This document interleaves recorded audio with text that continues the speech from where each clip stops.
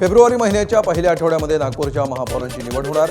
नितीन गडकरी आणि देवेंद्र फडणवीस कोणाच्या नावावर शिक्कामोर्तब करणार याची उत्सुकता। नागपूरचं महापौरपद सर्वसाधारण महिला प्रवर्गासाठी आरक्षित। अकोल्यामध्ये महापौर उपमहापौर निवडीचा कार्यक्रम जाहीर। उद्या उमेदवारी अर्ज दाखल करता येणार, तर 30 जानेवारीला होणार नव्या महापौर उपमहापौरांची निवड। रोजगार सेवकावर कारवाई केल्यामुळे अमरावतीमधील बाबुळखेड्याच्या सरपंचांवर अविश्वास दाखल। प्रस्तावामुळे मारोतावजी भाकरेंचं पद गेलं। बापाची या कर्तव्यनिष्ठा पाहून मुलानं भाकरेंच्या अंगावर गुलाल उधळला।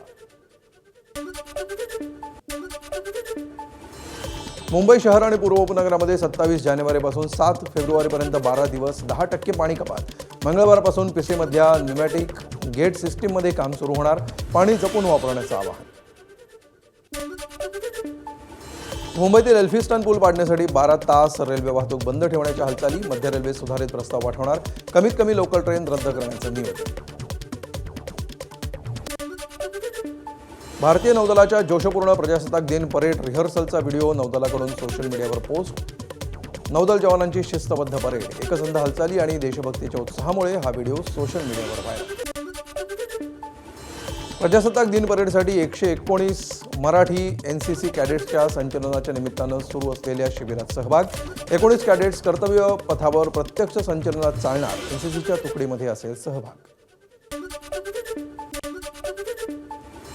77व्या प्रजासत्ताक दिनानिमित्त यंदाच्या चित्ररथामध्ये महाराष्ट्रातील गणेशोत्सवाचा देखावा झळकणार। अष्टविनायकांच्या प्रतिकृती, ढोलताशे, बाप्पाची मूर्ती दिसणार। शिमला शहरावर बर्फाची चादर। प्रत्येक घराचं छत पांढऱ्या बर्फानं झाकलेलं असून प्रत्येक झाडाच्या फांद्या बर्फानं सजल्या। जनजीवन विस्कळीत।